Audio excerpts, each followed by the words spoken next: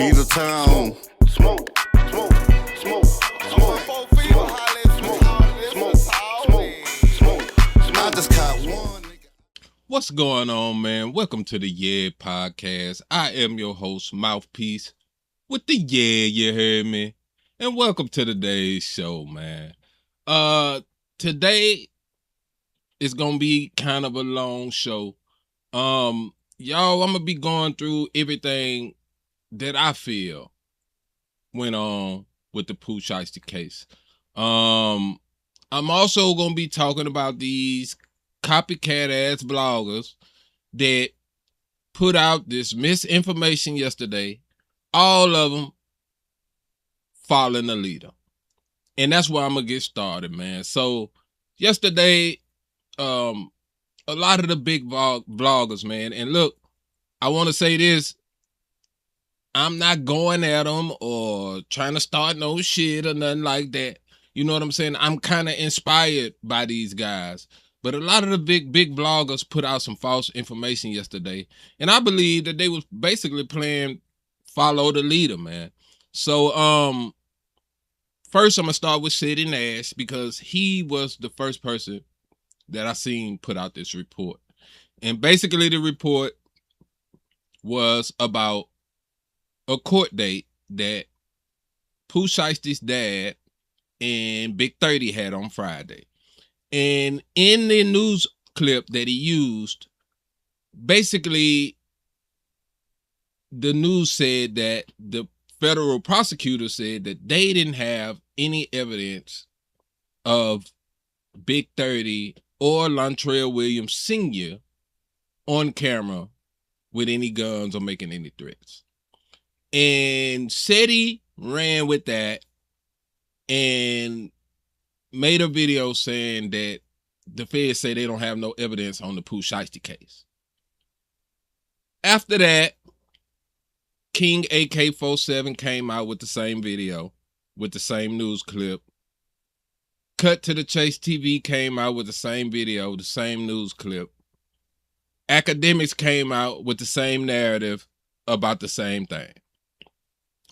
All of them looked like damn fools yesterday because all of them was wrong in their analysis. All of them did not hear the lady say, this is the defense attorney for Pooh Shiesty and Lontrell Williams Sr. only. So when that federal prosecutor was speaking about them not having evidence on video of those two guys holding guns or threatening people, they were 100% correct because those guys never had no guns. And those two guys never threatened anyone. Those two guys were there. They are being held because the federal department feels that they were part of this crime. They're not being held because they held a gun to somebody's head because neither one of them did. And everybody missed that part, you know. And you can damn sure find me in a comment section telling them they did wrong yesterday. I also made a video about it yesterday too. But the reason I'm not going to show my comments that I put on their channels is because y'all going to say, damn, that nigga write paragraphs. So when you go looking for my comment on their channel, I'm the nigga with the paragraph. You hear me? But this ain't no slight to them or whatever. Like I say, I love the work that they do, and I'm inspired by them. But y'all niggas was dead wrong. Straight up. And like I said, I made a video about this yesterday. So if you want to go check that video out, check that video out. And I'm going to go on for this. Shout out to every last one of them dudes. Now we going to get into the real shit, bro. And look, I want to start this off by going to Gucci's perspective in this whole situation. Okay, so Gucci signed Pooh Shiesty in 2020. Pooh Shiesty caught his charge in 2020. Now, Pooh Shiesty was incarcerated in 2022. He got out last year, 25. So, honestly, he really served more of that contract in prison than he did on the streets. Y'all, let me tell you how this works if you don't know. Your streams are popping when you out here, you doing shows, you doing interviews, you dropping new music. But when you go to jail, those streams start to dwindle down a little bit, especially if you've been gone 3 years. You know, maybe that first year, those streams might stay up. And then that second year, them streams going to come down a little bit. And that third year, them streams going to come down a little bit more. So Gucci probably don't feel like he made the money that he should have made off of Pooh Shiesty up to this point. Now, with that being said, we do probably need to talk about the contract. And I looked for information on the contract, but I could not find it. The only thing that I found that it was a joint venture with 1017 and Atlantic Records. And I also found out that Pooh, when being locked up, was worth $3.6 million. So I think it's safe to assume that Gucci probably had made at least double to triple that much off of Pooh Shiesty. But you got to think it would have been more, and Pooh might have been worth more had he not been in jail for the last 3 years. Okay, so you take this dude out of the ghetto per se, because he didn't leave, but you give him, you know, resources to get him out of that lifestyle, to get him out of the ghetto, but he don't change his ways. And then he goes to jail. You don't make the money that you probably would have made off of him. He comes home and he initially is rolling with somebody that you beefing with. And then he comes and asks you to sign him out of his contract. Now, we don't know what was said in that room, but I'm pretty sure either Gucci said no or Gucci said, where your bag at? Because you've been in jail 3 years. You ain't made the money you were supposed to make. If you want to get out this contract, I'm going to need to see a pretty big bag, or I ain't signing you out of this contract. So that's Gucci perspective. I'm just telling you what it is. That was Gucci perspective once this dude talking about getting out of his contract. The other side of it is Atlantic. And I'm not sure what the game plan was for the distribution deal with Atlantic, because this is a joint venture. I don't know if he just wanted to be out of the Gucci part of the contract and he was going to try to keep his distribution with Atlantic, or if somebody was behind the scenes saying, I can get you away from the Atlantic, and we're going to talk about that later. So, boom. All of this stuff goes down. And let me tell you now, like I said, all those bloggers was wrong. They do have videotape of this. Y'all, we have seen the still images. Still images come from videotape. I mean, that's just plain and simple. And Gucci wasn't the owner of the studio. Neither was Pooh or anybody that he was rolling with. So if the police got those images, you mean to tell me the owner told the police, oh yeah, I got video, but I'm going to only give y'all a couple of images? No, that owner turned over all of that video. Trust me, they got all of that video. Okay. Now, shit goes down. Pooh whips out on Gucci. You know, we all know most of the details. I think it might not have been as bad if he would have just whipped out on Gucci and didn't rob everybody that was with Gucci. I think that makes it 10 times worse.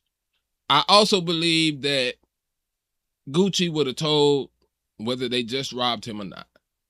Y'all, we have to understand that this is the way that you do business. This ain't the way of the streets, but this is the way that you do business. And we have to understand that no matter what's coming out of Gucci mouth, yeah, he might be saying, oh, yeah, I'm smoking on Pookie Loc and this and that. But we have to understand, since Gucci been home, he ain't really been in no street shit. He gotta talk the street shit, because we not gonna listen to Gucci talking no J. Cole shit. We not gonna listen to Gucci talking no Kendrick shit. We listening to Gucci, we want to hear that gangster shit, that street shit. You feel me? So, of course, he gotta keep that persona. But to be honest with you, I would pretty much guarantee Gucci has lived a more civilian life than street life since he been home. You know, I remember when he came home and everybody was like, damn, that's a Gucci clone. And a lot of people was applauding him for acting like he was acting and changing his ways and, you know, acting more professional. I don't think it was a clone. I think he just matured in jail. He realized, bro, I'm $1 million nigga. What the fuck I'm sitting in here for? You know? And I wish that a lot of you young rappers that's getting money right now would think like that, you know? So I'm kind of angry at the internet right now because everybody's saying Gucci a rat, Gucci a rat, Gucci a rat. In the streets, yeah, he a rat. But Gucci ain't really been in the streets. Now, I'm not absolving him for what he did. All I'm saying is he was forced to handle it the way that he handled it. He was forced to do that. Because when you're talking about business, you handle it in a business way. When you're talking about streets, yeah, you handle it in the streets way. This was a business deal. This wasn't no street deal. You don't bring that street shit into this big money business shit. You handle it the right way. Any business would have did the same thing. Any CEO would have did the same thing. And I don't want to hear niggas say they wouldn't have. Yo Gotti would have did it. Jay-Z would have did it. Everybody would have did it. That's how you handle business. This wasn't no street shit. It was business. Now, another thing I want to say about the contract is, even if Pooh was mad about a contract, even if Pooh was in a terrible contract, Gucci didn't put no gun to your head and make you sign the 1017. Y'all, the first thing you learn in hustling, all money ain't good money. That's the first damn thing you learn. If you got a nigga who teaching you how to hustle and get money, the first thing, especially illegally, he gonna tell you is all money ain't good money. So Pooh and his people should have known that. All money ain't good money. Just because I'm signing you to this 500,000, 200,000, whatever, now I'm gonna make millions off of you. All money ain't good money. And Pooh and his family should have known that. But instead, he signed the contract. So you sign a contract, most of the time you obligated to it. And getting somebody to sign you out of it by force don't help you at all. So, y'all, I want to get to the why. I want to get to the why. You know, a lot of people are saying, well, this may have had something to do with the way Gucci handled Big Scar. And if y'all don't know about that situation, basically, Big Scar was a 1017 artist. He died of an overdose. And Gucci basically asked the family for his 1017 chains back. He also helped the family pay for the funeral. His wife showed a $20,000 receipt. The family said he gave 10. If he gave anything, you should be happy, because that ain't necessarily his obligation, you know. But he did. Now, as far as the chains being asked for back, I'm kind of double-sided on that. You know, I'm double-sided on that. And that's because I could understand from the family's perspective. These are something that our brother and our child earned, and we should be able to keep this. You know, I get it, you know, and I get it also from Gucci's perspective. This is my brand. I don't want just anybody being able to just rep my brand, you know.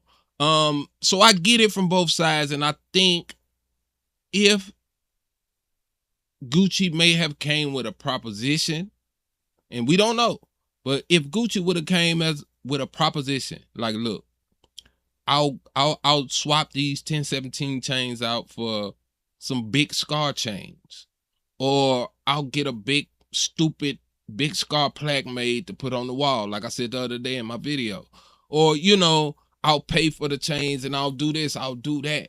You come with something. You don't come with, man, I'm gonna need them chains back. You know, so we don't know how Gucci approached that situation. And I think if he'd approached it the right way, and especially with a offer, a proposition, it might have turned out better. But we don't know how he approached that. So I understand it from both sides, you know. I don't think that this was the deciding factor in this situation. I believe, and there are rumors floating around. You can go to the Rare Report. He's got a video over there, and I didn't watch it. I just watched the very beginning of it, and it kind of told me what I'm gonna say here. I believe this had to do with big money, big money. Like I said, Pooh was only worth $3.6 million, right? There is a rumor floating around that was $10 to $15 million contract on the table for Pooh Shiesty if he got out of the contract with Gucci. Now, I'm going to let y'all make your own clues and put your own twos and twos together. But there is one person, CEO, that would have loved to have that Memphis talent and also did not care for Gucci. And like I say, I'm gonna talk about it, but I ain't gonna name him. I did actually name him in my other video, so you know what? I'm gonna go ahead and name him. Let's talk about Yo Gotti, man. And I fuck with Yo Gotti. I fuck with Yo Gotti music. Tough. I mean, real tough. I think he is culpable in this. Indirectly, not directly. I don't believe that Yo Gotti told Pooh, bro, go down there and run up on Gucci with the gun. He gonna sign the papers. He ain't gonna say nothing, and I'ma sign it. I don't believe Yo Gotti did nothing like that, because he is smart enough to know that shit wasn't gonna stand up in court. That shit wasn't gonna work, and he is smart enough to know that what Pooh and them did was going to be reported to the police. But I do believe that money enticed Pooh. And you're talking about $10 to $15 million. That would entice a motherfucker to run down on a nigga like that. That's the only way I can see it. And I'm not, this is allegedly, but I, in my opinion, believe that there was a contract out there, $10 to $15 million. And I, in my opinion, believe that that contract was offered by Yo Gotti. And what's getting me about it is the Atlantic thing. Y'all, I do believe that if this would have went down like they tried to make it go down, and this never came out, Pooh would be signed to Yo Gotti. I'm not sure what they're going to do about the Atlantic thing. Maybe they just, like I said, just keep it in place until it runs out. Or maybe buy him out of that Atlantic distribution deal. Surely you're not going to run up in Atlantic with no guns like you did on Gucci. So there are underlying things behind this situation. It wasn't just Pooh saying, I want to just get out of my contract. No, he had to have a reason for wanting to get out of that contract that bad that he would risk his freedom with an ankle monitor on, with his family in tow, his daddy, Big 30, and risk it all like that. There had to be a huge reason behind that. It wasn't Big Scar. I'm going to tell you that. It wasn't Big Scar. Now, going forward, if everything that the feds are saying is correct, all of them, except for the daddy, Big 30, and anybody else who didn't brandish a weapon or threaten anybody, all of them gonna be gone for a good little while.